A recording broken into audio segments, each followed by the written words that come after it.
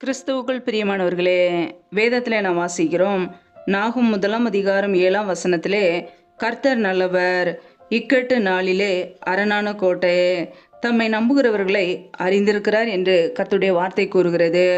ஆம் பிரியமானவர்களே, நம்முடைய கர்த்தராகிய இயேசு கிறிஸ்து நல்லவர், நமக்கு நன்மை செய்கிறவர், நம்முடைய குடும்பத்தை பாதுகாக்கிறவர், நம்மை ஆசீர்வதிக்கிறவர். ஹல்லேலூயா.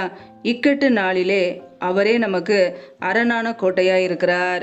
எந்த சத்துருக்களின் கிரியைகளோ பொல்லாப்புகளோ தீமைகளோ நம்முடைய குடும்பத்தை தொடாதபடிக்கு வேலியடைத்து நம்மை பாதுகாக்கிறார். ஹல்லேலூயா. தம்மை நம்புகிறவர்களை அறிந்திருக்கிறார். ஆம் பிரியமானவர்களே, நம் கர்த்தரை நம்பி வாழும்போது, அவரையே சார்ந்து வாழும்போது, நம்முடைய தேவைகளை எல்லாம் அறிந்து எல்லாவற்றையும் நமக்கு செய்து கொடுப்பார். ஹல்லேலூயா. இந்த இரவு நேரத்துக்காக தேவ சமூகத்திலே தாழ்த்தி ஜெபிப்போம். ஜெபம். எங்களை அதிகமாய் நேசிக்கிற எங்கள் அன்பின் பரலோக பிதாவே, மை துதிக்கிறோம், ஸ்தோத்தரிக்கிறோம் அப்பா.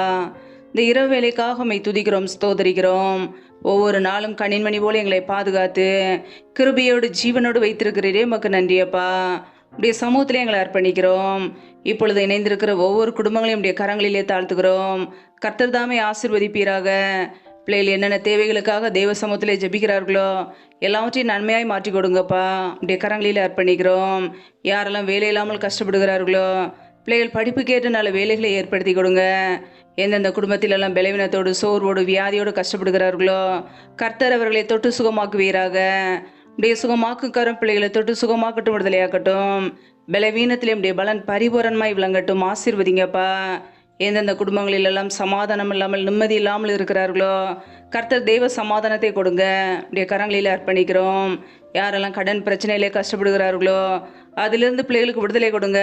பிள்ளைகளை கடன் கொடுக்கிறவர்களாய் மாற்றுங்கப்பா. எந்தெந்த குடும்பங்களிலெல்லாம் கர்ப்பத்தின் கனிக்காக காத்திருக்கிறார்களோ, என் தேவன் அந்த குடும்பங்களை ஆசீர்வதிங்க. பிள்ளைகள் கர்த்தரால் ஒரு சுதந்திரம், கர்ப்பத்தின் கனி அவரால் கிடைக்கும் பலன் என்று வேதத்திலே வாசிக்கிறோம். அன்னாளுடைய ஜெபத்தை கேட்டு ஆசீர்வதித்தது போல பிள்ளைகளையும் ஆசீர்வதிங்க. அப்படியே நன்மையினால் நிரப்புங்கப்பா. இந்த இரவு நேரத்தில் இன்பமான தூக்கத்தை கொடுங்க. சொப்பன தரிசனங்களோடு எங்களோடு கூட பேசுங்கப்பா. வரப்போகிற காரியங்களை வெளிப்படுத்துங்க.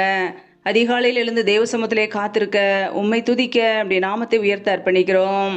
சத்துரு கொண்டு வருகிற போராட்டங்கள், பிரச்சனைகள், மரண பயங்கள், இருளின் அதிகாரங்கள் எல்லாவற்றுக்கும் விலைக்குங்களை பாதுகாத்து கொள்ளுங்க.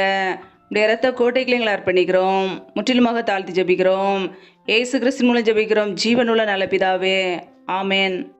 கர்த்தர் தாமே உங்களையும் உங்கள் குடும்பங்களையும் ஆசீர்வதிப்பாராக. ஆமேன்.